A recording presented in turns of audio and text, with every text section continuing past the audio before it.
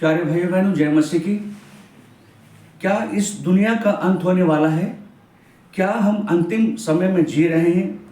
क्या इस भयानक विपत्ति से, इस भयानक आने वाले विनाश से बचने के लिए हमारे पास कोई रास्ता है? तो इस वीडियो के माध्यम से आज हम जानेंगे कि सच्चाई क्या है।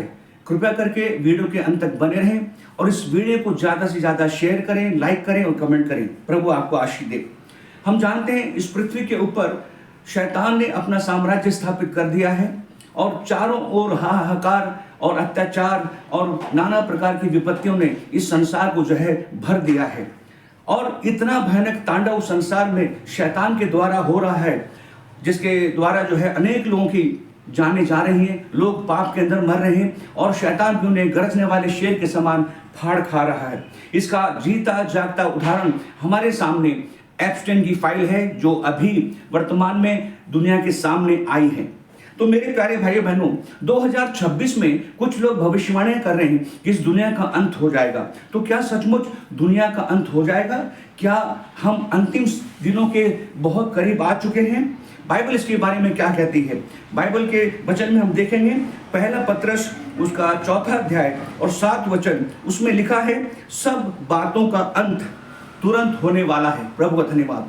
क्योंकि प्यारे भाइयों बहनों, इस संसार में जो है पाप का साम्राज्य इतना बढ़ चुका है, हर व्यक्ति, करीब करीब हर व्यक्ति परमेश्वर को भूल चुका है और शैतान की गतिविधियों में वो इतना लीन हो गया है कि अपने उद्धारकर्ता को भूल गया है। इसलिए परमेश्वर का क्रोध भी अब सारे संसार पर बड़ी शीघ्रता से आने वाला है।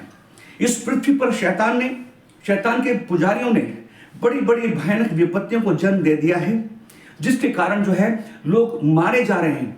2019 और 2020 में इसका जिंदा उदाहरण हमारे सामने कोरोना वायरस के रूप में आया था, जिसमें लाखों करोड़ों लोग मारे गए थे। 2026 में होने वाली एप्स्टाइन फाइल के द्वारा भी हमने देखा है कि कई लोग जो हैं, कई मासूम बच्चियां, कई लोग, कई जाने जा रही हैं। और शैतान ने इतना भयानक तांडव कर दिया है कि चारों ओर गंदगी, दरिंदगी और दहशत फैल चुकी है। कोई भी मनुष्य सुरक्षित नहीं है। प्रभु का धन्यवाद। मनुष्य की इस गंदी हरकतों के कारण ही स्वर्ग के परमेश्वर का क्रोध भड़क चुका है।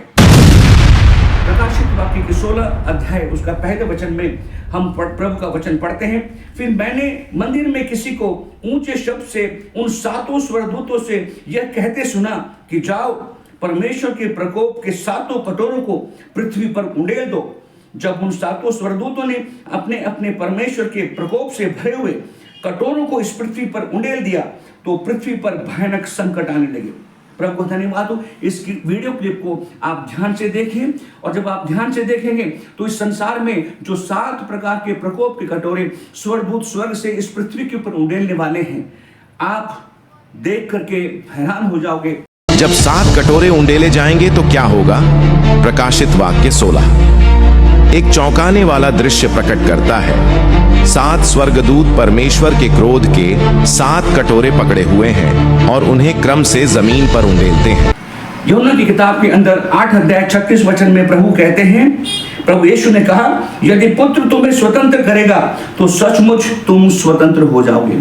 इस दुनिया में शैतान ने अपनी शैतानी दरिंदगी से सारे मनुष्य को अपना गुलाम बना दिया है और ऐसे पाप की गुलामी में उनको जंजीरों से जकड़ लिया है कि कोई भी शैतान की इन पाप की जंजीरों से हमें आजाद नहीं कर सकता। हमें आजाद करने के लिए एक आया था 2026 साल पहले, जिसका नाम प्रभु यीशु मसीह है, और उसने अपनी पाप की कुर्बानी क्रूस के ऊपर दे करके शैतान से, अंधकार की शक्तियों से हमें आजाद किया और हमारे पाप की गुलामी की जंजीरों को तोड़ने में केवल प्रभु यीशु मसीह ही सक्षम और योग्य है।